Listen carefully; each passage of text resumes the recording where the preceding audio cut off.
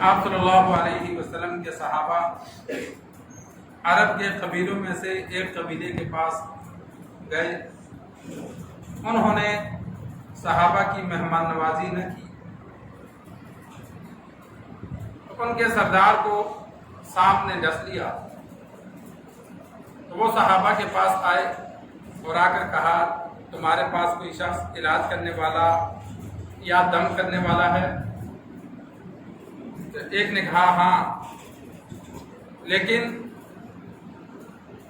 ہم علاج نہیں کریں گے کہ آپ لوگوں نے ہماری مہمان نوازی نہیں کی جب تک آپ ہمیں کچھ اجرت نہ دو. کچھ بکریاں انہوں نے طے کی. ابو سعید خدری رضی اللہ تعالی عنہ تشریف لے گئے اور سورۃ الفاتحہ پڑھتے رہے اور منہ میں تھوک جمع کرتے رہے، اور جہاں ڈسا ہوا تھا اس جگہ پہ وہ تھوک لگایا تو وہ سردار ٹھیک ہو گیا. تو انہوں نے وہ بکریاں لا کر صحابہ کو دینے لگے تو صحابہ نے کہا کہ ہم نہیں لیں گے جب تک آپ صلی اللہ علیہ وسلم سے معلوم نہ کر لیں.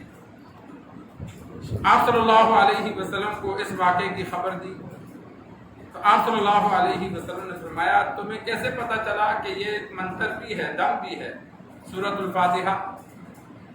اور پھر فرمایا لے لو اور میرا بھی اس میں سے حصہ رکھنا. امام بخاری رحمہ اللہ نے سورۃ الفاتحہ کے بارے میں 2 باب باندھے. ایک باب تو یہ باندھا ہے کہ سورۃ الفاتحہ سے دم کیا جائے، دوسرا باب باندھا ہے کہ دم کرنے پر انسان اجرت بھی لے سکتا ہے. تعویذ لکھنے پر، دم کرنے پر اگلا خوشی سے دے وہ بھی اجرت درست ہے، اور طے کر لے کہ میں اتنے لوں گا یہ بھی درست ہے، طے کر کے لے سکتا ہے کہ بھائی میں دم کرتا ہوں اتنے پیسے لیتا ہوں، یہ جائز ہے.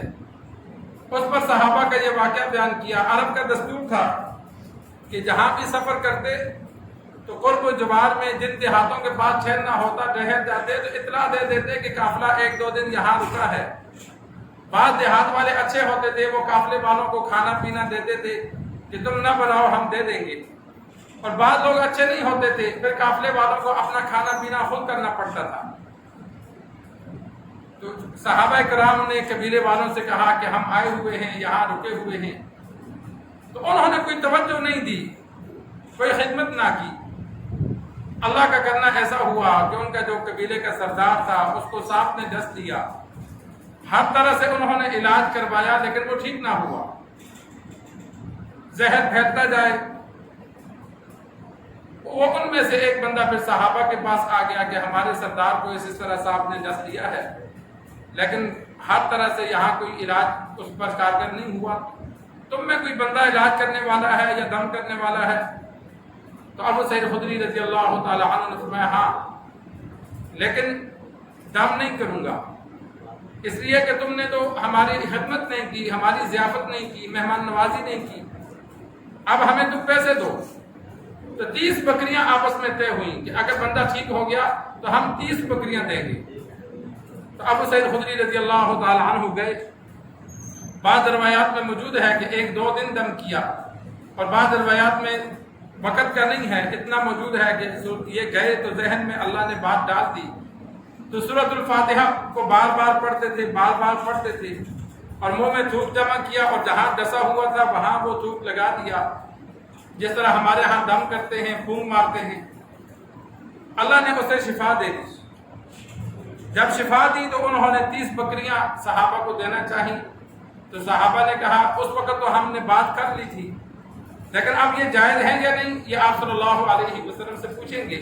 جب دیکھا کہ ابو سعید خدری رضی اللہ تعالی عنہ کو کوئی اور منتر تو آتا نہیں تھا، نہ ہی دم سیکھا ہوا تھا، اپنے اندازے سے سورۃ الفاتحہ کو پڑھ کے دم کر دیا. یا تو کوئی منتر وغیرہ سیکھا ہوتا اس پر اجرت لیتے، اب یہ قرآن مجید پڑھ کر دم کیا تھا. تو صحابہ نے کہا یہ تو قرآن پڑھ کر دم کیا ہے تو اس پر تو ہم پیسے بکریاں نہیں لیتے. سرکار دو عالم صلی اللہ علیہ وسلم کو مدینہ آ کر خبر دی. آپ صلی اللہ علیہ وسلم نے فرمایا تمہیں کیسے پتہ چلا کہ سورۃ الفاتحہ دم بھی ہے؟ بعد میں تو آپ صلی اللہ علیہ وسلم نے صحابہ کو خود بتایا کہ سورۃ الفاتحہ میں اللہ نے شفا رکھی ہے، لیکن پہلے تو بتایا نہیں تھا. تو فرمایا تیرے ذہن میں کیسے آ گیا کہ یہ دم بھی ہے، یہ منتر اس کے ذریعے دم بھی کیا جا سکتا ہے؟ اور پھر آپ صلی اللہ علیہ وسلم نے منع نہیں فرمایا، فرمایا لے لو، اور ساتھ یہ بھی فرمایا کہ بکریوں میں میرا حصہ بھی رکھنا۔ صحابہ کو کہیں سے بھی کوئی تحفہ، تحائف، ہدیہ ملتا کوئی بڑا، تو وہ آپ صلی اللہ علیہ وسلم کا بھی بیچ میں حصہ رکھتے تھے۔ تو اس لیے آپ صلی اللہ علیہ وسلم نے بطور مزاح کے کہا کہ تم خود آپس میں بھی تقسیم کر لو اور مجھے بھی دے دینا۔ تو یہ اجرت دینا جائز ہے۔ سورۃ الفاتحہ کا دم کئی مرتبہ بتا چکا ہوں کہ بندہ بسم اللہ الرحمن الرحیم الحمدللہ میم کو ملا کے پڑھیں گے تو یہ بہت فائدہ دیتا ہے، اور اگر میم کو نہیں ملا کے پڑھتے، بسم اللہ الرحمن الرحیم الحمدللہ رب العالمین ایسے پڑھتے ہیں، پھر بھی درست ہے۔ اول آخر انسان 11 بار درود شریف پڑھے اور 41 بار سورۃ الفاتحہ پڑھے، اور یہ پانی پہ انسان دم کر لے تو یہ مریض وہ پانی پیتا رہے۔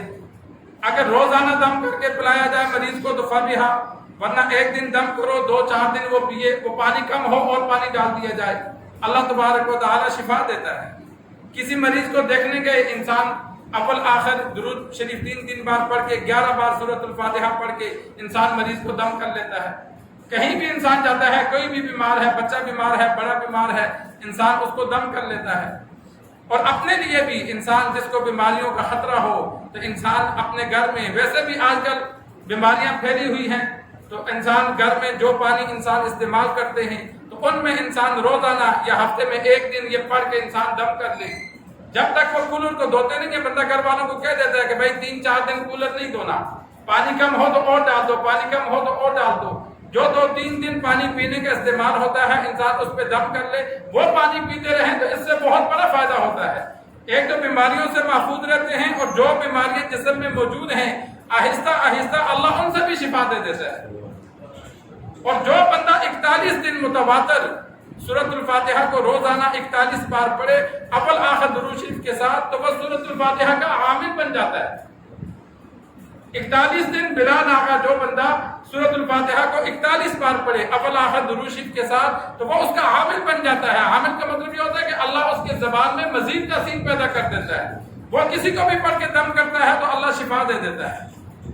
تو یہ دم ہے، یہ صحابہ کرام کو پہلے علم نہیں تھا، اپنے اجتہاد سے صحابہ کرام سفر میں ہوتے تو بعض باتیں نہیں ہوتی، آپ صلی اللہ علیہ وسلم سے پوچھ بھی نہیں سکتے تھے کہ وہ مدینہ میں ہوتے تو اپنے ذہن میں جو بات آتی وہ کام کر لیتے، بعد میں پوچھ لیتے یا رسول اللہ ہم نے یہ کیا تھا، درست ہوا تو آپ صلی اللہ علیہ وسلم خاموش رہتے یا کہہ دیتے ٹھیک ہے، غلط ہوا تو منع کر دیتے کہ آئندہ ایسا نہ کرنا۔ یہاں بھی صحابی رسول نے ابو سعید خدری رضی اللہ تعالی عنہ نے اپنے اجتہاد سے دم کیا، لیکن آپ صلی اللہ علیہ وسلم نے پسند کیا اور فرمایا تو نے درست کیا۔ اللہ سے دعا ہے اللہ ہمیں دین سیکھ کر سمجھ کر عمل کرنے کی توفیق عطا فرمائے۔